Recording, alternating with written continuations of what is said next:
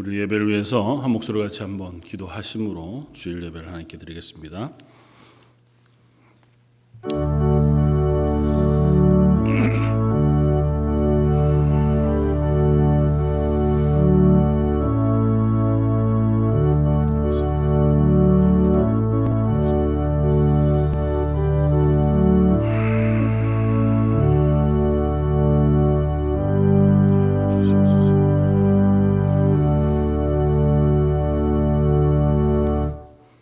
하나님이여, 우리가 주의 전 가운데서 주의 인자하심을 생각하였나이다. 하나님이여, 주의 이름과 같이 찬송도 땅 끝까지 미쳤으며 주의 오른손에는 정의가 충만하였나이다. 이 하나님은 영원히 우리의 하나님이시니 그가 우리를 죽을 때까지 인도하시리이다. 아멘. 우리의 하나님이 되시며 또 인자와 긍휼로 우리를 덮으셔서 그 하나님의 은혜 앞에 나와 예배하는 이들을 기뻐 받으시는 하나님, 오늘 이 귀한 성일 주님 앞에 나와 예배하며 하나님의 은혜를 구하고 하나님의 말씀을 들으며 하나님을 찬양하는 저희들의 예배와 고백을 받아주시고 이 자리 가운데 또 예배하는 모든 이들 가운데 성령의 충만한 것으로 임재하여 주옵소서. 오늘 말씀 예수님 이름으로 기도드립니다. 아멘. 전능하사 천지를 만드신 하나님 아버지를 내가 믿사오며 그 외아들 우리 주 예수 그리스도를 믿사오니 이는 성령으로 잉태하사 동정녀 마리아에게 나시고 본디오 빌라도에게 고난을 받으사 십자가에 못 박혀 죽으시고 장사한 지 사흘 만에 죽은 자 가운데서 다시 살아나시며 하늘에 오르사 전능하신 하나님 우편에 앉아 계시다가 저희로서 산 자와 죽은 자를 심판하러 오시리라. 성령을 믿사오며 거룩한 공회와 성도가 서로 교통하는 것과 죄를 사하여 주시는 것과 몸이 다시 사는 것과 영원히 사는 것을 믿사옵나이다. 아멘. 찬송가 68장을 함께 찬양하시겠습니다.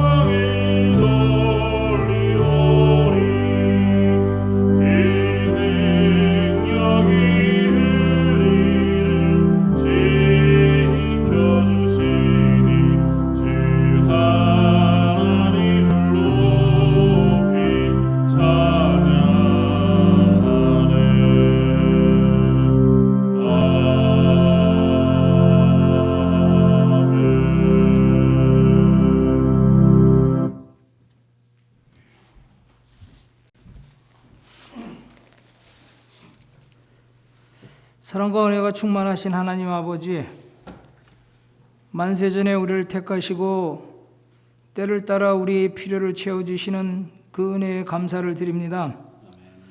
지난 한 주간도 주께서 허락하신 삶의 터전에서 살다가 거룩한 주일 한자리에 모였사오니 이 시간 주님의 은혜를 찬송하며 기쁨으로 드리는 예배가 되도록 주님 인도하여 주시옵소서. 늘 바쁘게 살아가는 삶 가운데 주님의 말씀대로 살기를 소원하지만 매번 우리의 능력으로는 이겨낼 수 없는 죄의 짐들을 지고 살고 있음을 고백합니다. 하나님 아버지, 원하옵기는 오늘의 예배를 통하여서 우리들이 죄의 짐들에서 벗어나 자유함을 얻을 수 있는 예배가 되도록 주님 주장하여 주시옵소서. 오늘도 상한 마음 주님 앞에 내려놓은 성도님들을 긍휼히 여기시어 주님의 사랑으로 위로하시고 또 믿음으로 모든 어려움들을 이길 수 있도록 인도하여 주시길 간절히 소원합니다. 은혜가 많으신 하나님 아버지, 아직도 사그러들 줄 모르는 코로나 전염병으로 인하여 우리들의 일생생활은 많이 변하고 어려워집니다. 이 힘든 상황에서 서야 할 자리를 잃고 있는 사람들도 있습니다.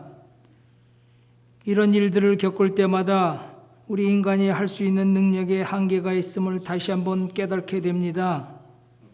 주님, 그러기에 하나님의 자녀된 우리들은 더욱더 주님의 돌보심과 은혜를 의지해서 살 수밖에 없음을 고백합니다. 이 시간 엎드려 기도드리는 우리 모두에게 주님의 충만한 은혜가 함께하시어 새로운 힘을 얻어 세상에 나가 어느 곳에서나 승리할 수 있도록 주님 주장하여 주시옵소서. 우리 모든 육신을 주관하시는 하나님 아버지, 교회 안에 이런저런 질병과 또 육신의 연약함으로 힘들어하시는 성도님들 한 분 한 분을 기억하시어 그들의 간구에 기도에 귀를 기울여 주시옵소서. 안디옥 어르신들, 세월로 인하여 오는 육신의 연약함은 어쩔 수 없을지라도 그들의 심령을 강하게 하시어 주님이 늘 그들과 함께 하심을 늘 깨닫게 하여 주시옵소서. 특별히 병원에서 치료 중이거나 회복 중이신 성도님들, 그들의 상한 부분을 치료하시고 그들의 육신이 이전보다 더욱더 건강한 몸으로 회복시켜 주시길 간절히 소원합니다. 이 어려운 시기에 주님의 교회를 위하여 애쓰는 일꾼들, 그들을 기억하여 주시옵고 그들의 가정과 자녀에게도 하나님의 충만한 은혜가 함께하여 주시옵소서. 이 어려운 때에 세상에 나가 하나님의 복음을 전하고 또 오지에서 하나님의 사랑을 전하는 세상의 모든 선교사님들 한 분 한 분을 기억하시고 그들의 기도에 응답하시고 또 그들의 필요를 채워주시옵소서. 오늘도 말씀을 전하시는 목사님 함께 하시어 그가 선포되는 말씀이 듣는 우리 모두에게 은혜가 되기를 간절히 소원하며 우리 주 예수 그리스도의 이름으로 감사하며 기도드립니다.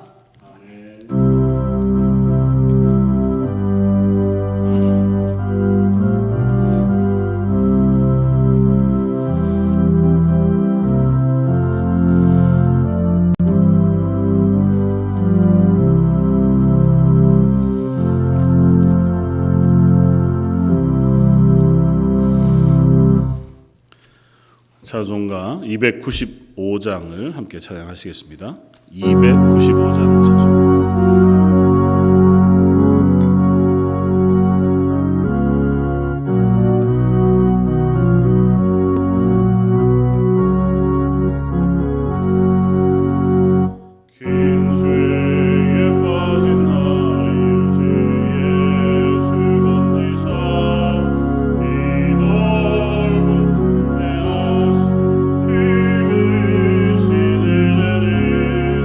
저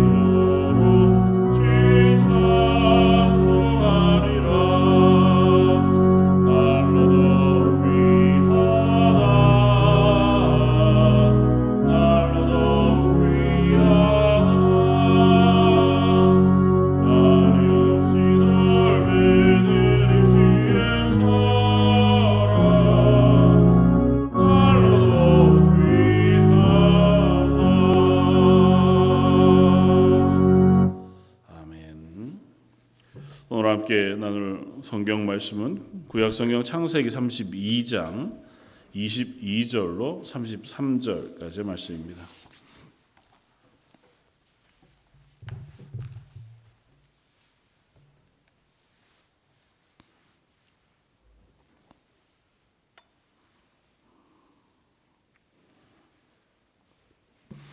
구약 성경 50쪽에 있는 말씀, 창세기 32장 22절로 30절까지.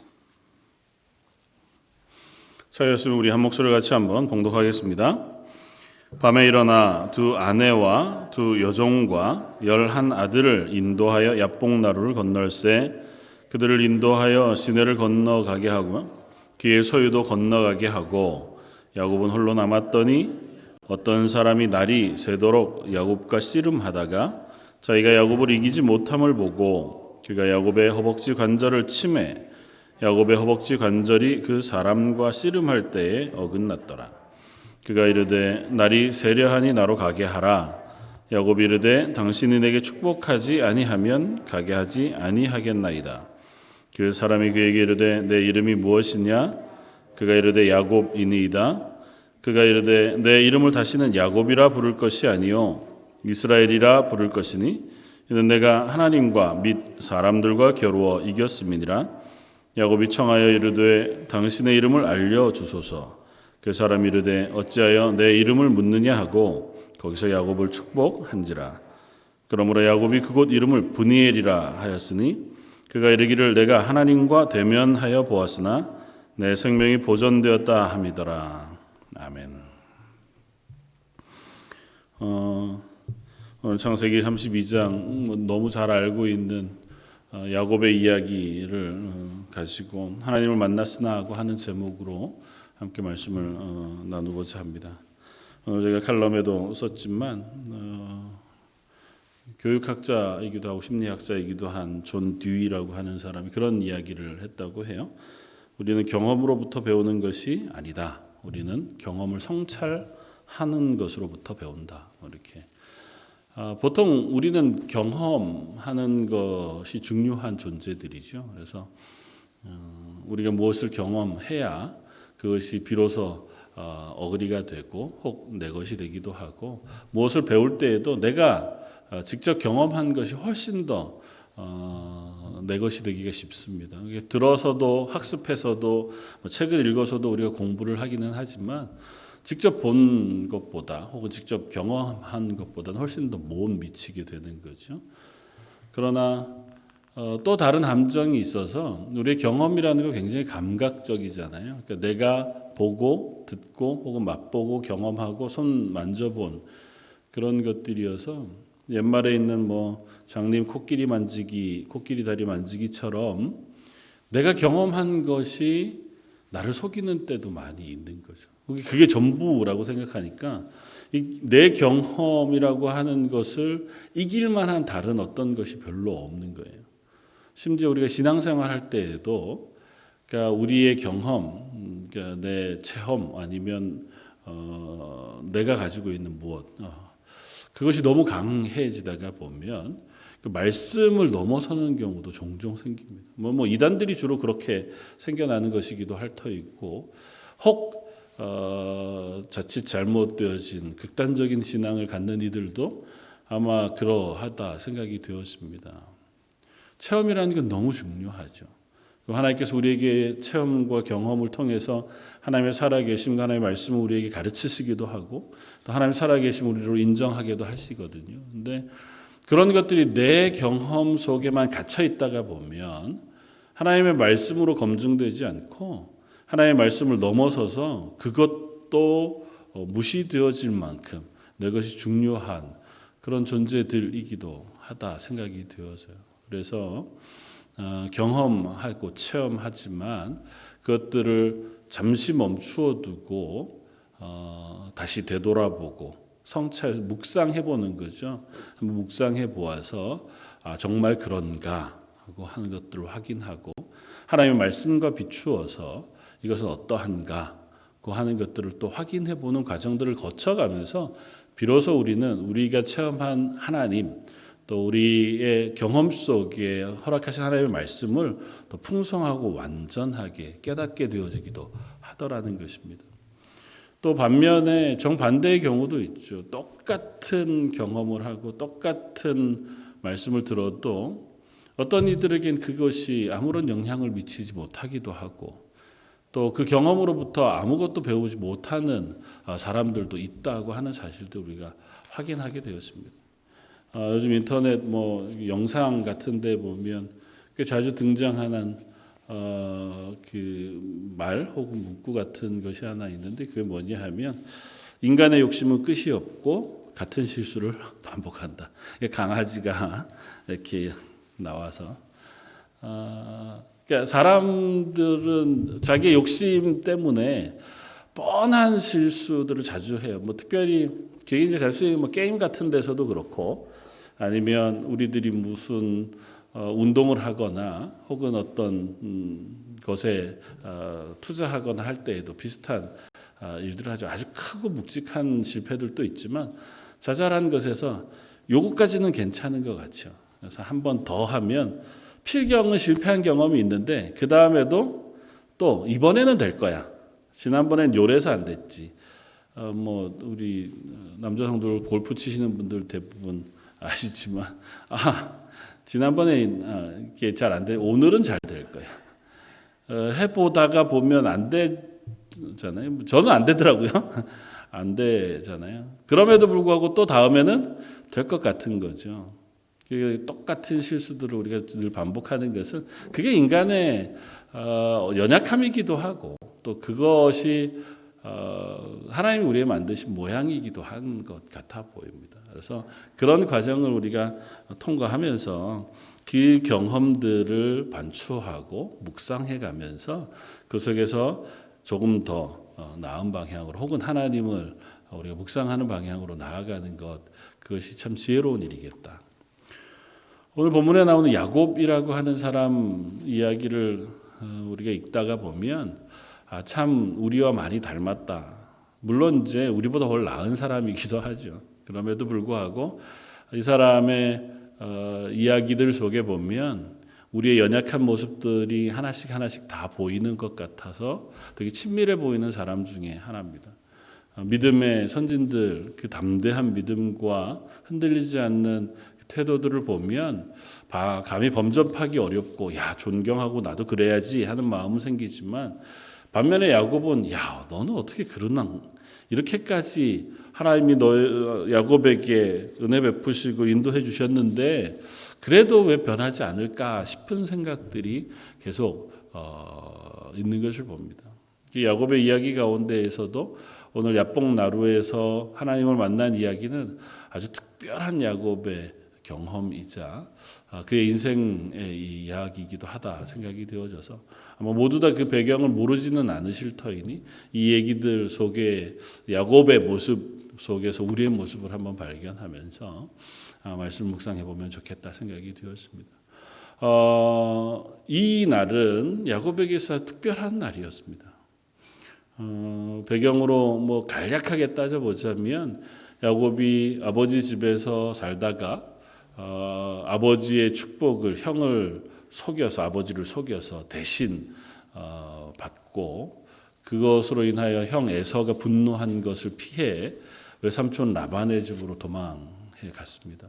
그리고 외삼촌 라반의 집에서 근 20여 년의 시간들을 보내다가 이제 그곳에서 다시 고향 본토 집으로 돌아가기로 작정하고 돌아오는 길입니다. 이제 가족도 많아졌고 4명의 아내와 11명의 아들 그리고 숱한 재물들을 이끌고 고향으로 돌아갑니다. 그런데 한 가지 걱정되는 게 있어요. 뭐냐면 형과의 불화인 거죠. 그러니까 형을 속이고 형이 나를 향하여 불같이 이뤄낸 그 분노를 피해서 외삼촌 집으로 갔기 때문에 20년이라는 시간이 지났어도 돌아가면 분명히 그 형을 막다트려야 할 것이어서 먼저 사람들을 형에게 보냅니다. 그래서 이러저러 하고 제가 이제 다시 아버지의 집으로 형을 만나고자 한다.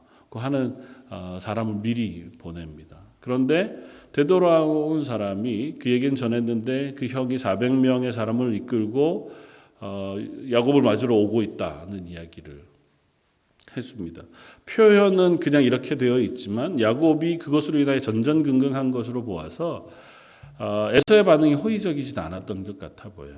에서가 그 이야기를 듣고 400명의 사람을 이끌고 야곱을 향해 올 때에 그것이 환영과 반가움의 표시는 아니었던 것 같아요. 그러니까 야곱이 그 이야기를 듣고 두려워합니다. 그래서 이 본문에 나오는 이날의 야곱의 모습은 한번 상상해 보면 참 두렵고 근심 많고 잠 못 이루는 밤이었겠다. 자기 나름대로 지혜를 다 냅니다. 그래서 형의 마음을 누그러뜨릴 수 있는 선물들을 먼저 앞에 보내고 또 자기의 재산들을 때로 나누어서 한때 두 때로 나누어서 혹 형이 우리를 공격해서 우리에게 어려움이 생기면 한때는 피하고 뭐 이렇게 하면 재산을 좀 보존할 수 있지 않을까? 자기 나름대로 모든 지혜를 다 내는 거죠. 그리고 다 보내고 자기 아들들도 둘로 나누어서 먼저 첩의 아들들 먼저 보내고 또 자기 아내와 아들들 뒤에 보내고 그리고는 다 보내고 홀로 야복나루에 남은 저녁. 그러니까 숱한 사람들과 함께 있다가 다 보내고 혼자 남았으니 그것으로도 참 적막했을 것이지만 그의 마음이 두려움과 근심으로 가득한 저녁이었겠다 생각이 되었습니다. 근데 말씀을 준비하면서 문득 이때 야곱의 나이가 얼마쯤 되었을까가 궁금해졌어요. 사실은 그 이야기가 성경에 쓰여져 있지 않아요.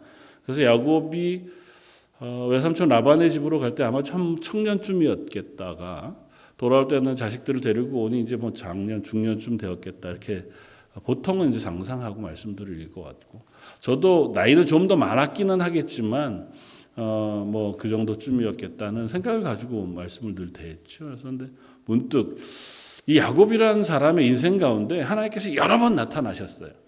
그리고 그에게 말씀하시고 이 야복나루에 오기 전에도 이미 형에게 사람을 보낼 때 하나님의 군대인 마하나임을 만난 그 마하나임의 경험을 오늘 본문 앞에서 쓰고 있거든요. 그러니까 야곱이 이곳으로 오는 그 모든 20여 년의 시간 동안 하나님께서 자주 야곱에게 말씀하시고 약속하시고 인도해 주시고 복 주시는 경험을 했단 말이에요. 그렇다면 야곱은 그야말로 하나님이 특별하게 사랑하시고 인도하시고 보호해 주시는 경험을 받은 사람으로 이 에서와의 만남이나 집으로 돌아가는 이 자리에서도 그 하나님을 기억할 만한 충분한 이유가 있는 삶이었겠다. 그래서 그 혹 철이 없는 나이로부터 혹은 그런 것은 아닐까? 나이를 한번 역산해 보는데 야곱의 나이가 기록되어져 있는 성경 보면 딱 한 군데 나와요. 창세기 47장 9절에 야곱이 자기 모든 식구들과 함께 요셉이 총리로 있는 애굽에 내려가서 그 바로를 만나 이야기하는 고백이 야곱이 바로에게 아뢰되 내 나그네 길의 세월이 130년이니이다 이렇게 고백해요. 그러니까 130년을 산 거죠. 이때 나이가 야곱 130세다. 이제 성경은 이 기록이 유일하게 야곱의 나이를 기록하고 있는 기록이에요. 그러니까 여기서부터 역산해 갈 수 있습니다. 이때 야곱이 130세였고 요셉은 몇 살이었냐 하면 요셉이 30세에 총리가 되어서 가뭄 7년이 있었고 풍년이 7년이 있었고 흉년이 2년 있던 해에 아버지 야곱을 만나거든요. 그러니까 39세 되던 해예요. 요셉이 언제 태어났냐 하면 지금 오늘 본문 그러니까 야곱이 가족들을 이끌고 집으로 돌아가기 한 6년여 전에 요셉이 태어납니다. 그러니까 그것을 이렇게 빼보고 추산해 보면 정확히 몇 살 이렇게 특정할 수는 없어도 지금 야곱의 나이가 거의 100세가 다 되고 정확하게 계산하신 분들은 97세 이렇게 특정하기도 하세요. 근데 그러니까 뭐 90세가 넘은 나이예요. 그리고 역산해 가보면 야곱이 라반의 집으로 도망치던 때의 나이도 70세가 이미 넘은 나이예요. 그러니까 야곱이 어린 나이가 아니었습니다. 야곱은 비교적 늦게 결혼하기도 했거니와 그 자식들을 잘 얻기도 했지만 그땐 또 뭐 특별히 하나님께서 세상을 창조하시고 또 그것에 복 주셨던 그 은혜가 아직은 여전히 조금은 남아있는 때여서 인간의 수명이 100세를 훨씬 넘기던 때였으니까 아브라함의 아내 사라의 예를 보더라도 또 아브라함의 예를 보더라도 그들이 지금과 같지는 않았겠다고 생각해 볼 수는 있지만 그렇다고 해도 그의 나이가 70세가 넘은 나이, 100세에 가까운 나이에 지금 이 고백을 하고 있는 것이라면 그가 인생을 많이 살았다. 그렇게 고백할 수 있습니다. 바로 앞에서 자기가 고백하길 내 나그네 생활이 130년입니다. 그러면서 뭐라고 표현하냐면 내 나이가 얼마 못 되지만 우리 조상의 나그네의 길에 연조에 미치지도 못하지만 험악한 세월을 보냈습니다. 그렇게 표현해요. 그러니까 내 인생이 뭐 선조들에 비하면 그게 이제 겸손의 표현이겠죠. 그렇지만 나도 지난 세월이 뭐 만만치 않은 시간을 보냈습니다. 그랬단 말이죠. 불과 그때에 이르기까지 30여 년 전 정도 전이에요. 그러니까 여전히 비슷한 고백을 할 수 있는 나이란 말이죠. 야곱의 인생에 이런저런 경험들을 했습니다. 그리고 나름대로 굴곡이 있었고 그곳에서 하나님의 은혜의 경험 혹은 괴로움과 또 힘겨움의 시간들 또 숱한 갈등 속에서의 삶을 지나왔어요. 나름대로 치열하게 살았고 자기의 안정과 삶을 위해서 가정을 위해서 애쓰면서 살아왔던 시간들이었습니다. 그리고 만난 특별한 날, 이 저녁이에요. 그렇게 살아온 인생 중에서도 자기의 인생의 큰 위기처럼 느껴지는 저녁입니다. 홀로 남아서 모든 것들을 다 뒤로하고 그 자리에 있는 그 날. 어쩌면 우리의 인생 가운데도 그와 같은 날들이 있을 수 있겠다. 그리고 어쩌면 그런 날들이 우리의 인생에서 참 필요하다고 하는 사실을 우리가 생각해 볼 필요가 있습니다. 우리도 인생을 살아가다 보면 한없이 뭐 열심히 살아가죠. 그리고 나름대로의 굴곡이 있고. 그러나 어떤 그 한 날 우리가 홀로 있는 그때에 우리는 하나님을 경험하는 특별한 한 날을 경험하게 되어지고 그런 날들이 우리가 그리스도인으로 변화되어지는 또 그리스도인으로 자라가게 되어지는 아주 특별한 경험의 날이 되어지기도 한다고 하는 사실들을 우리가 생각해 봅니다. 여러분들은 그런 날들이 있었나요? 하나님을 만난 경험 아니면 내 인생의 어떠한 특별한 자리에서 하나님 앞에 간절히 기도하고 그 하나님이 살아계시다 응답해 주시던 그런 경험 아니면 나를 구원하여 하나님의 자녀 삼으셨다고 하는 놀라운 은혜의 경험이 고백이 일어난 그런 날 우리가 그리스도인이 된다고 하는 것은 그 고백의 날들을 가지고 있다고 하는 표현이기도 한 것 같아요. 모태신앙이어서 자연스럽게 스미듯 그 고백이 있었던 사람 혹은 어느 특별한 경험을 통해서 그리스도인 된 사람 다 개인마다 다르긴 하겠지만 그래도 분명한 것은 우리의 인생 가운데 한 번이든 수시로 여러 번이든 하나님이 나를 인격적으로 만나주시는 경험이 분명 필요합니다. 기도의 자리에서 기도하다가 하나님이 내 속에 주시는 응답 혹은 내 삶 속에 길을 걷다가 되돌아보면 하나님께서 분명하게 인도해 주셨던 그 놀라운 경험으로 그렇구나. 하나님 나를 이렇게 인도해 주셨구나. 경험하게 되고 고백하게 되던 순간이든지 말씀을 읽다가 문득 확인하게 되어지는 하나님의 은혜의 순간 뜻이건 우리는 분명히 하나님이 나를 향하여 말씀하시고 또 나의 하나님 되시다고 하는 그 사실을 확인하는 순간들이 있습니다. 그리고 그것이 필요합니다. 야곱에겐 여러 번 있었지만 이날 저녁은 특별한 날이었습니다. 그리고 이날은 하나님께서 야곱을 찾아오신 날이었습니다. 이전에도 그러했지만 이 저녁에 야곱은 전전긍긍하고 자기 나름대로 할 수 있는 씨름들을 다 했어요. 자기가 낼 수 있는 지혜들을 다 내었고 자기 나름대로 방편을 다 낸 날이었습니다. 그리고도 어찌할 수 없는 불면의 밤, 그날 하나님께서 야곱을 찾아오셨습니다. 그러니까 우리가 하나님을 만나고 하나님 은혜를 경험하는 것은 우리가 하나님을 간절히 찾기 때문에 하나님 우리를 만나 주시고 응답하시기도 하지만 보통의 경우는 하나님께서 우리를 찾아오시는 은혜를 베풀어 주세요. 나도 알지 못하는 때에 우리가 그리스도인 된 것이 그러하듯이 우리가 하나님의 사람으로 은혜 받는 그 자리도 때로는 하나님께서 불현듯 나를 찾아오시던 그 경험을 통해서 하나님이 우리에게 말씀하시고 은혜 베푸시는 그와 같은 놀라운 경험을 하게 하신다는 겁니다. 야곱도 그러했습니다. 이 저녁에 하나님께서 야곱을 찾아오셨어요. 처음에 만난 야곱은 그분이 하나님이신지 인지하지 못했습니다. 그래서 본문은 마치 동화와 같이 쓰여져 있어요. 그날 저녁에 한 사람이 와서 야곱과 씨름하더니 이게 무슨 이상한 표현이잖아요.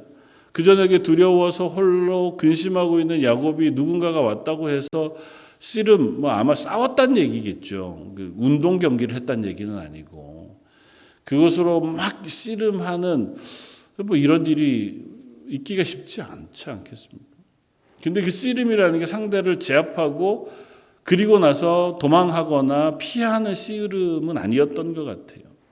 이 씨름 속에서 야곱이 이 사람과의 씨름을 끝까지 하는 그 고백 속에 뭔 고백을 하냐 하면 나에게 축복하지 아니하면 내가 당신을 가게 하지 않겠습니다. 그 고백해요. 그러니까 이 씨름에서 야곱은 이 나와 씨름하는 이로부터 축복을 얻기를 원하는 씨름이었습니다. 정확히 어떤 씨름이었는지는 알지 못하지만 하나님 찾아오셔서 야곱과 씨름해 주신 날, 야곱은 자기의 삶과 씨름하는 날이었겠다 생각이 되었습니다. 이 싸움은 하나님과 야곱이 서로 이기기 위해서 하는 싸움이라기보다 하나님을 만난 하나님의 백성이 자기의 자아와 싸우는 싸움이기였다 생각되어집니다. 우리는 하나님을 만나고 하나님의 구원의 은혜를 경험하고 하나님의 사람으로 살아가기 위하여 결심하고 다짐하는 그 순간순간마다 우리는 무엇과 싸우냐면 보통 나 자신과 싸웁니다. 내 속에 있는 욕심과 싸우고 죄의 소욕과 싸우고 내 자아와 싸웁니다. 내 인생을 내 발로 걸어가기 위해서 발버둥치는 내 노력 혹은 내 계획, 그것을 이루기 위해서 내가 추진하고 있는 숱한 것들, 그걸 다 내가 하는 거잖아요. 근데 하나님을 만나면 그게 내가 하는 것이 아니라는 사실을 깨닫게 되어진단 말이죠. 근데 그것을 놓는 것이 너무 어렵습니다.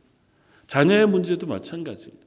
이 자녀를 위해서, 이 자식을 위해서 우리가 열심히 기도하고 또 어디로 잘 가게 하기 위해서 나름대로 최선을 다해서 양육해 보지만 그게 내 힘으로 되지 않잖아요. 그 순간 하나님은 우리에게 그 자녀의 인생도 하나님께 맡기기를 때로는 요구하시는데 우리가 그걸 놓기가 참 어렵습니다. 하나님의 은혜 가운데, 하나님의 인도하심 가운데 하나님께서 책임져 주시기를 바라는 마음으로 말씀에 순종하는 하나님을 아는 자녀로 잘 양육해내고 나머지 모든 것들을 하나님이 원하시는 대로 인도해 주십시오. 이렇게 기도하기가 참 쉽지 않아요. 우리는 하나님을 만나고 하나님의 은혜를 경험하게 되어지면 분명히 이 싸움을 하게 되어집니다. 내 힘으로 무엇인가를 하게 되어지는 그것들을 내려놓는 싸움. 내가 목적하고 계획하고 있는 그것들을 내려놓고 하나님이 기뻐하시는, 하나님이 원하시는, 그 하나님이 사랑하시는 그것들을 택하기 위한 싸움을 우리는 분명히 하게 되었습니다. 그리고 그 싸움 속에 우리는 어쩌면 야곱과 같이 고백하게 될지도 몰라요. 하나님, 제가 하나님이 복 주시면, 하나님이 내가 계획하고 있는 이것들을 잘하게 해주시면 그러면 제가 하나님의 사람으로 잘 살 수 있을 것 같습니다. 우리의 싸움은 늘 그거죠. 그러니까 하나님, 제가 하나님 앞에서 잘 살 수 있도록 이것도 저것도 채워주시고 들어주시면 그럼 제가 그리스도인으로 잘 살 수 있을 것 같습니다. 그 모든 것들을 하나님 앞에 내어드리고 하나님이 기뻐하시는 뜻대로 살기를 원합니다. 하나님 말씀하신 대로 제가 살아가다가 보면 하나님께서 그 삶 속에 인도해 주시고 은혜 베푸셔서 하나님이 기뻐하시는 삶을 살아가게 해 주실 줄 믿습니다. 그래서 우리의 삶의 목표를 하나님이 기뻐하시는 것으로 정하고 내 삶의 방향과 말과 행동을 성경에서 말씀하시는 선하고 의롭고 오래 참음에 양선한 성령의 열매를 맺는 것을 두기 위해서 애쓰는 그 자리에 서는 것이 우리에겐 너무 어렵단 말이에요. 이게 결국은 싸움인 거죠. 야곱의 싸움도 그와 같았을 것이라고 생각이 되어져요. 야곱은 그런 거죠. 이 에서와의 문제, 이걸 하나님께서 해결해 주셔야겠습니다. 그래야 제가 이 길을 갈 수 있습니다. 이 밤이 새고 나면 제가 당장 이 강을 건너 형 에서를 만나야 되는데 이 문제를 하나님께서 해결해 주시면 제가 좀 마음 편안히 이 길을 갈 수 있을 것 같습니다. 정작 하나님은 야곱에게 에서의 문제가 아닌 네가 하나님을 신뢰하느냐, 네가 하나님의 약속을 의지하고 하나님의 말씀에 순종하느냐의 질문을 하고 계신 건데 야곱은 그렇지 않은 거죠. 사랑하는 성도 여러분, 저희가 하나님의 사람으로 살아가는 매 순간에도 동일한 질문을 우리는 받는 줄 압니다. 동일한 질문 가운데 우리가 야곱과 같이 씨름하면서도 이 야곱을 통해서 교훈을 얻을 수 있기를 바랍니다. 그러면서 점점 하나님 기뻐하시는 건 무엇인가? 하나님 나에게 하나님의 사람으로 살아가도록 부탁하고 계신 것은 무엇인가? 하나님의 말씀은 무엇인가를 우리가 묵상해 볼 수 있는 자리에 서면 좋겠습니다. 잠깐 멈추어 서서 내가 지금 잘 씨름하고 있나? 내가 걷고 있는 이 걸음이 잘 걷고 있는 것인가? 하나님 말씀에 비추어 보아 내가 잘 결정하고 가고 있는 것인가? 그 확인하는 시간들을 우리가 가질 수 있으면 좋겠다. 그러다가 보면 오늘 본문 가운데에 우리가 분명하게 확인할 수 있는 한 가지는 이것입니다. 하나님을 만난 사람은 변화될 수밖에 없다는 것입니다. 실제로 하나님을 만난 야곱은 아주 표면적으로 변한 것은 일단 그가 다리에 상처를 입습니다. 그래서 이전과 같이 걸을 수 없는 사람이 돼요. 하나님께서 그를 이기지 못함을 보시고 한도뼈를 쳐 그를 쓰러뜨리시지만 이것이 그냥 그를 굴복시킨다고 하는 어떤 또 다른 의미이기 전에 그의 자아를 깨시고 그가 자기의 발로 걷던 인생을 하나님을 의지할 수밖에 없는 인생으로 변화시키셨다고 하는 것으로 읽어도 무리는 없겠다 생각이 되어져요. 더 이상은 내 힘으로만 갈 수 없는 인생이 된 거죠. 이전에도 하나님이 야곱을 만나 주셨어요. 베델에서도 라반의 집에서도 라반의 집을 떠나와 이 아버지의 집으로 오던 그 길 중에서도 하나님은 야곱을 만나셨고 말씀하셨고 약속하셨고 은혜 베풀어 주셨어요.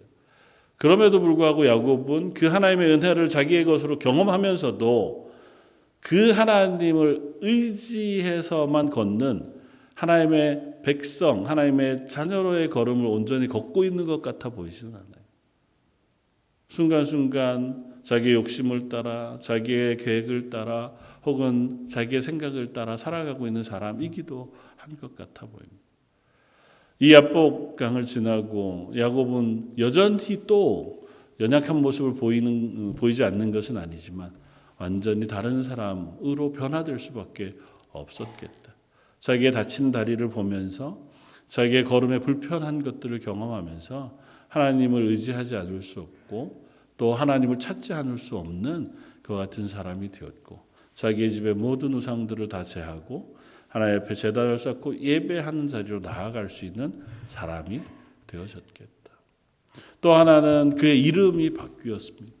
오늘 본문에 야곱이 축복해 주시기를 원하고 또 그것을 받기 전에는 내가 도저히 당신을 보낼 수 없습니다. 이 표현을 다른 표현으로 생각해 보면 이겁니다. 당신이 아니곤 내가 다른 모든 것들을 해결할 힘이 없습니다와 비슷해요. 그러니까 정말 간절한 거죠. 이제는 내 재산도 자녀들도 가족들 다 보냈어요. 이제 당신밖에는 내가 의지할 게 없어요. 내 지혜는 다 썼어요. 그래서 당신이 내게 이 문제를 해결해주고 복 주시지 않으면 내가 다른 어떤 것들을 해결할 방법도 힘도 없습니다. 이기도 하고 저 재산도 자녀도 어쩌면 내 생명도 아무 의미가 없는 것이 될지도 모르겠습니다고 하는 고백이기도 한 것 같아요. 그러니까 이것이 점점 믿음의 고백으로 나아가면 나중에 다윗의 고백과 또 바울의 고백과도 같아지는 것이기도 하겠죠. 다른 모든 것은 다 내게 아무 의미가 없습니다. 난 하나님만이 내 유일한 소망이십니다고 하는 고백으로 나갈 수 있는 고백이기도 하겠죠. 그러니까 야곱의 고백을 점점 바꾸시기도 한 것 같아 보여요. 하나님께서 그 말씀을 들으시고 야곱을 복 주세요. 그런데 다른 것으로 복 주시지 않고 이름을 바꾸세요. 더 이상은 야곱이라 하지 않고 이스라엘이라 할 것이다. 야곱이라고 하는 이름은 누군가의 발목을 잡은 사람이었잖아요. 그런가 하면 이스라엘은 하나님과 겨루어 이긴 사람이에요. 어떻게 이 야곱이 하나님과 겨루어 이기겠습니까? 그런데 하나님은 그에게 그 이름을 주세요. 그리고 그로 이스라엘이 되게 하세요. 야곱이 이스라엘인 것이 우리에게 주는 의미가 있다 생각이 돼요. 왜냐하면 야곱의 인생이 이스라엘의 역사와 같아요. 이스라엘이 야곱으로부터 비롯되었기도 하지만 그 이름을 가진 이스라엘이라는 나라가 하나님의 나라로 구원함을 받고 하나님의 인도하심을 받고 하나님의 말씀을 들음에도 불구하고 그들의 역사를 돌아보면 끊임없이 자기의 뜻대로 행하던 그런 역사의 연속이거든요. 하나님은 와서 말씀하시고 때로는 징계하셔서라도 그들을 고치시고자 함에도 불구하고 또 자기 뜻대로 자기 생각대로 심지어 우상을 섬기는 자리로 나아가던 게 이스라엘이란 말이죠. 그런데 생각해 보면 이 야곱을 택하셔서 이스라엘 되게까지 하신 이는 하나님이시. 어머니의 태중에 있을 때 이미 하나님께서 에서가 아닌 야곱을 택하셨다고 말씀하세요. 아직 야곱이 야곱 되기도 전에 하나님은 야곱을 택하셔서 이스라엘로 택해 주셨어요. 그리고 그의 인생 내도록 지금 100여 년의 삶을 살아오고 앞으로 살아가는 그 모든 시간 속에도 하나님이 여전히 야곱의 하나님이셨어요. 그가 사기칠 때에도 거짓말할 때에도 도망칠 때에도 그가 자기 계획대로 무엇인가를 살고 그것 때문에 전전긍긍할 때에도 하나님이 여전히 야곱의 하나님이셨습니다. 여전히 하나님은 이스라엘의 하나님이셨고 여전히 영적 이스라엘인 저와 여러분들의 하나님이시기도 합니다. 저와 여러분들도 이 야곱의 인생에 포함되어져 있다고 생각해요. 우리가 하나님을 알기도 전에 우리가 어머니의 복중에 태중에 있을 때에 하나님 저와 여러분들을 하나님의 백성으로 택하셨습니다. 그리고 우리를 불러내어 하나님의 자녀가 되게 하시고 예수 그리스도의 보혈의 피를 우리에게 부어주셔서 죄 씻음 받은 그리스도인 성도가 되게 하셨어요. 그러고 얻은 이름이 성도입니다. 하나님의 자녀고 거룩한 하나님의 백성. 우리가 어디가 거룩해요? 우리 스스로 거룩해질 수 없고 우리 스스로의 삶을 하나님의 말씀에 순종하여 살아갈 수 없는 사람인데도 불구하고 하나님 우리의 이름을 바꾸셨어요. 너는 내 것이라고 말씀해 주시고 이 야곱에게 하신 그 말씀이 저와 여러분들을 향하여 하신 말씀과 동일하단 말이죠. 그렇게 하나님은 야곱을 바꿔주셨듯이 저와 여러분들을 바꾸시고 변화시키시는 하나님이신 줄 믿습니다. 우리가 그렇게 하나님을 만났다면 그렇다면 우리의 인생은 분명히 변화가 일어나야 돼. 물론 야곱이 100여 년의 삶을 살아오는 동안 수없이 하나님을 만났음에도 불구하고 그의 인생이 그 경험으로부터 배우지 못한 것 같은 조금은 바뀌어 왔지만 변하지 못한 것 같은 어리석음이 있는 것처럼 저와 여러분들의 삶도 그리스도인 되었음에도 불구하고 조금씩은 변해가는 것 같지만 그래도 여전히 우리의 자아, 우리의 생각을 놓치지 못하고 살아가는 삶인지 모르지만 기도하면서 하나님 저를 바꾸어 주십시오. 하나님을 만나 하나님의 기뻐하시는 자리를 향해 갈 수 있는 사람 되게 해 주십시오. 그 고백이 저와 여러분들의 고백이 되었으면 좋겠습니다. 마지막으로 이 본문을 통해서 우리가 분명히 깨달을 수 있는 몇 가지를 생각해 보고자 합니다. 첫 번째는 우리가 생각하는 문제는 어쩌면 우리 인생의 가장 중요한 것은 아닐지도 모르겠다. 마틴 로이드 존즈 목사님이 이 야곱의 이야기를 가지고 복음에 대한 설교를 하면서 나중에 그런 고백을 합니다. 우리 인생에 있어서 우리가 가지고 있는 고백, 고민, 문제, 그리고 그 목사님이 설교하시던 때에 세계적으로 가장 큰 이슈가 됐던 건 핵 무기였던 것 같아요. 그런 이야기들이 매일마다 우리의 말에 신문지상에 오르내리지만 정작 중요한 것은 그것이 아니라는 사실을 우리는 모른다. 우리의 영혼의 가장 중요한 문제는 그것이 아니다. 우리가 매일마다 걱정하고 근심하고 고민하며 발버둥치고 잠 못 이루는 그 문제들이 우리의 인생의 가장 중요한 문제가 아니라는 거죠. 우리 인생의 가장 중요한 문제는 우리 육신의 문제를 해결하기 위한 것이 아니라는 것입니다. 사실은 이 이야기를 바로 넘어가 보면 에서를 만난 야곱에게 아무런 일이 일어나지 않습니다. 에서가 야곱을 만나 끌어안고 환영하고 그것으로 인하여 화해하는 아름다운 장면으로 연결이 돼요. 하나님 미리 하신 거겠죠. 에서의 마음을 바꾸셨든 에서가 오는 동안 그를 변화시키셨든 하나님이 하셨습니다. 그 문제는 하나님이 이미 야곱을 인도하시던 그 인도하심 속에 계획하고 계시던 일이에요. 나는 전전긍긍하고 있는지 모르지만 그 문제는 하나님에게 있어서 중요하지 않아요. 내 인생의 영혼의 문제, 하나님 앞에서의 나의 삶에 있어서 우리가 먹고 사는 문제, 혹은 무엇을 계획하고 걷는 문제, 혹은 내가 계획한 것들을 실행할 수 있느냐 없느냐의 문제. 조금 무리해 보일지 모르지만 지금 우리의 늘 모든 관심에 집중이 되고 있는 코로나 사태의 코비드-19 문제, 그것도 어쩌면 우리 인생에 있어서 가장 중요한 문제는 아닐지 모릅니다. 여전히 하나님 살아계시고 하나님께서 온 세상을 주관하고 계시다고 믿는 이상 우리가 그 문제가 내 인생의 가장 큰 이슈가 되지는 않는 거죠. 오히려 하나님은 야곱을 찾아오셔서 묻습니다. 너 인생의 가장 중요한 그 문제는 네가 잘 알고 있는가? 하나님은 야곱에게 하나님과의 관계에 대해서 말씀해 주세요. 야곱이 하나님과 씨름한 것은, 하나님이 그를 찾아와서 야곱과 씨름하시는 것은 하나님과의 관계를 확인하시는 거예요. 저 여러분들의 인생에 있어서 가장 중요한 것은 하나님과의 관계의 문제예요. 우리가 그리스도인이잖아요. 우리의 인생에 있어서 가장 중요한 고백은 뭐냐면 내 인생 가운데 매 순간 여전히 살아계신 하나님이 나와 함께 계시다고 하는 믿음의 고백을 가지고 있느냐는 거예요. 제가 늘 똑같은 말씀으로 설교하는 것 같지만 코람데오 내 눈앞에 내 삶 앞에 하나님이 살아계시다고 하는 사실을 인정하고 내가 살고 있느냐는 거예요. 내가 행동하고 말하고 있을 때 그 하나님이 내 앞에 살아계신 하나님으로 인정하고 확인하고 살고 있느냐는 거예요. 내가 누군가와 대화하고 있을 때, 내가 무엇인가를 계획하고 있을 때, 내가 무엇인가를 고민하고 있을 때 그 속에 하나님이 살아계시냐고.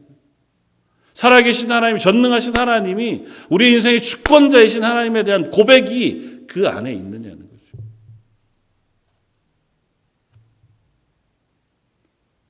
어쩌면 이 사태를 지나면서 우리는 훨씬 더 중요한 질문을 우리에게 하고 계신지 모릅니다. 넌 정말 하나님을 알고 있니? 하나님을 믿고 있느냐? 우리의 생명의 주인이신 하나님을 넌 인정하고 있는가? 네가 결정하고 무엇인가를 말하는 그 순간 우리가 매 순간마다 그렇게 하기가 어렵죠. 인간인데 얼마나 연약합니까? 야곱도 못했는데 우리가 그게 될까요? 그러나 하나님은 그런 우리를 향해서 여전히 질문하신다고요. 넌 나를 믿는가? 내가 너와 함께하고 있다는 사실을 인정하는가? 너의 삶의 자리, 순간, 그 모든 시간 속에 나를 기억하고 나의 관계 속에서 행동하고 결정하고 판단하고 있는가? 저 여러분이 이번 시간을 지나면서 이 질문들을 내 인생 속에 한번 해볼 수 있는 시간을 가지면 좋겠습니다. 내 믿음은 정말 하나님 앞에서 분명한가? 내가 하나님을 믿는다고 고백하는 고백은 이 말씀 속에 비추어 보았을 때 진실한가?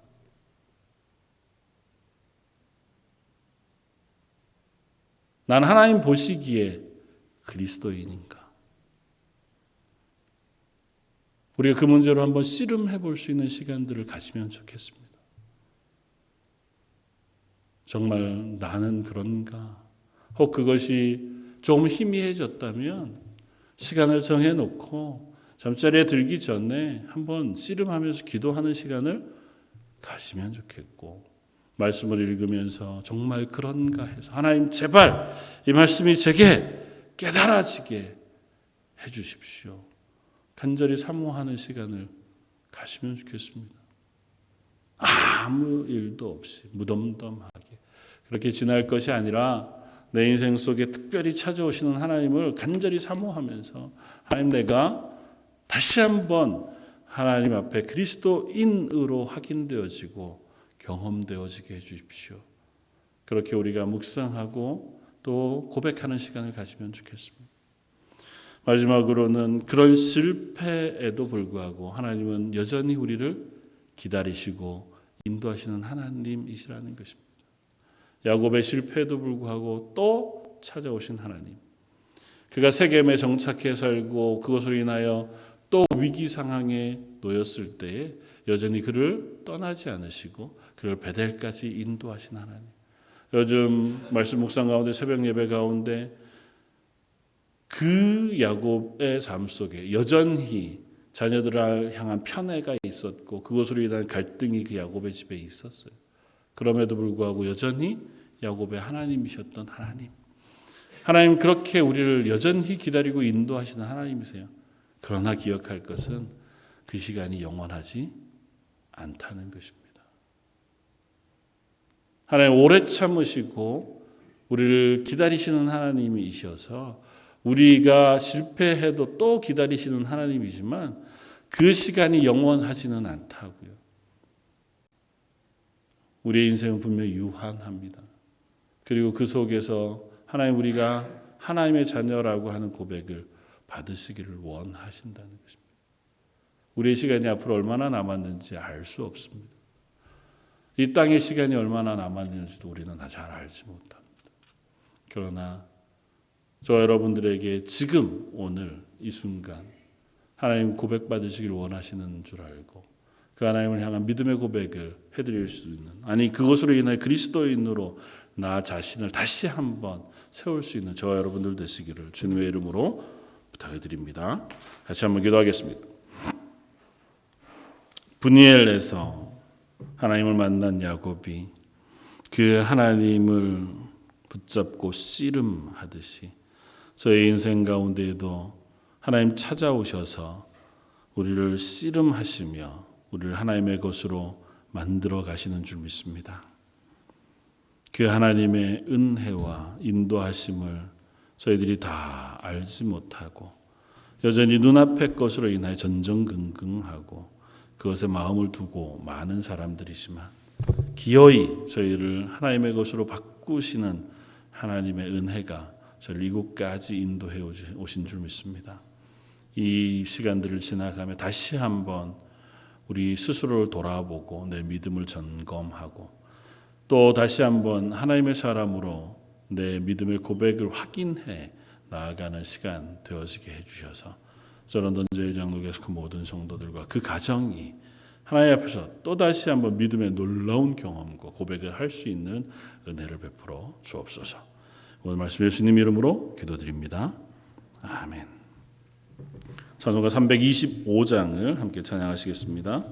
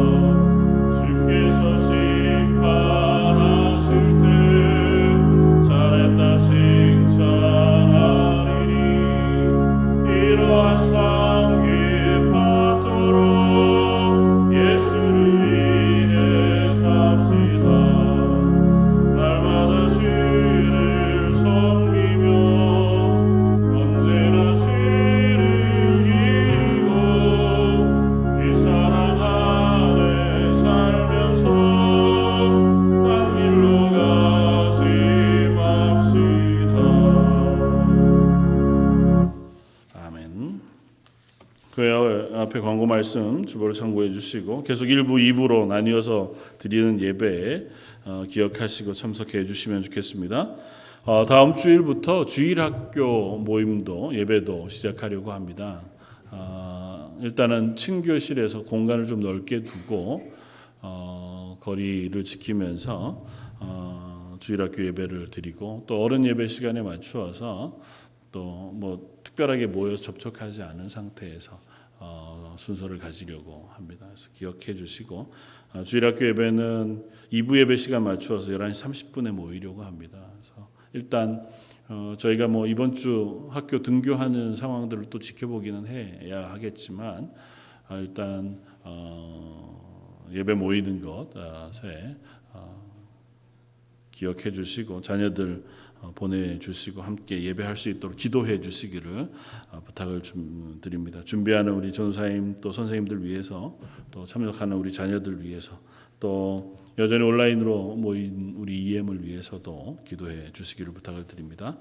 특별히 올해는 아직 저희가 졸업식을 하지 못해서 주일학교 모임할 때에 EM이 교회에서 모여서 예배를 드릴 수 있을 때 비로소 이제 주일학교에서 EM으로 올려보낼 수 있을 것 같아요. 그래서 그때까지는 올해 7학년 되는 친구들도 주일학교에서 케어해 주는 것으로 그렇게 하겠습니다. 그래서 주일학교 모임에 모임에 조금 7학년, 8학년들도 와서 같이 참석해도 큰 문제는 없을 것 같으니까요. 그렇게 해주시면 좋을 것 같습니다. 광고 드렸듯이 우리 김영숙 권사님 위해서 기도해 주시기를 부탁을 드립니다. 지난주 토요일에 수술하시고 계속해서 좀 회복하시는데 어려움이 있으세요. 어제는 이제 의식을 조금 회복은 하셔서 눈도 뜨시고 뭐 이렇게 반응도 하시기는 하는데 여전히 말씀하시거나 이렇게 하시는 것이 좀 어려움이 있으시고 또 뭐 여러 가지 회복하는데 조금 더딘 부분이 있어서 기도가 필요합니다. 기도해 주셔서 빨리 회복할 수 있도록 또 힘을 차리실 수 있도록 위해서 기도해 주시면 좋겠고 또 여전히 병원에 있는 김효 집사님이나 또 뭐 심장 쪽에 혈관 수술을 하고 또 이번 주에도 수술을 하신다고 한 함영주 집사님이나 또 어르신들 한 분 한 분 뭐 어려움을 겪는 가정 어르신들이 많으시더라고요. 그래서 위해서 기도해 주시고 자녀들 위해서도 또 연약한 가정 또 권은실 집사님처럼 항암 치료하고 계신 분들 기억하면서 관심 가져주시고 기도해 주시고 해주시기를 부탁을 드립니다. 이상입니다. 제가 한번 기도하고 예배를 마치겠습니다. 한번 잠깐이라도 우리 위해서 기도하면 좋겠습니다. 우리 김영숙 권사님 또 어르신들 위해서 또 내일부터 이제 등교하는 우리 자녀들 하나님께서 안전하게 붙잡아 주시고 은혜로 덮어 주십시오. EM을 위해서도 하나님께서 하나님의 사랑으로 붙잡아 주십시오. 이 코로나 사태 속에 하나님의 긍휼하심을 묵상하고 경험하는 시간 되게 해주십시오. 한 목소리 같이 한번 잠깐 기도하고 제가 기도하고 예배를 마치겠습니다. 사랑하는 구속하신 하나님, 저희를 부르시고 하나님의 자녀 삼으시며 하나님의 은혜 가운데 도우시는 하나님, 저희가 하나님을 예배하며 하나님의 은혜를 구하며 아버지 하나님께서 우리 하나님 되심을 고백합니다. 하오나 저희들은 여전히 영국과 같아서 내 생각으로 내 뜻으로 이 땅을 살아갑니다. 하오나 그런 우리들을 향해서도 여전히 찾아오셔서 은혜 베푸시는 하나님, 지금 병중에 아버지 하나님 위에 있는 우리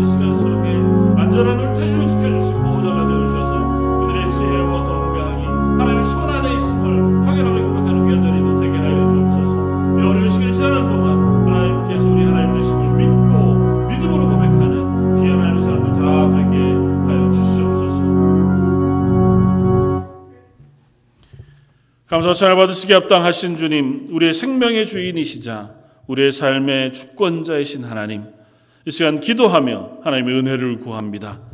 연로하신 어르신들, 연약한 성도들, 특별히 병원에서 치유 중에 있는 우리 김영숙 권사님, 김효 집사님, 또 여러 가지 육신의 문제, 가정의 문제로 인하여 하나님 앞에 물 꿇고 기도하는 성도들의 가정들과 우리의 자녀들을 위하여 기도하고, 또 이 코로나 사태로 인하여 아파하며 힘겨워하는 모든 이들을 위하여 기도하오니 하나님께서 긍휼함으로 덮어주시고 하나님의 살아계심을 확인하고 고백하는 귀한 시간들 다 되게 하여 주옵소서. 지금은 우리 주 예수 그리스도의 무한하신 은혜와 아버지 하나님의 그 크신 사랑하심과 성령님의 위로 교통하시며 우리를 찾아오셔서 우리로 하여금 하나님의 사람 되게 하여 주심이, 머리 숙여 예배하며 하나님 앞에 내 삶을 다시 한번 점검하고 살아가기를 다짐하는 모든 성도들과 그들의 자녀와 가정과 하는 일들 위에 지금부터 영원까지 함께 계실지어다.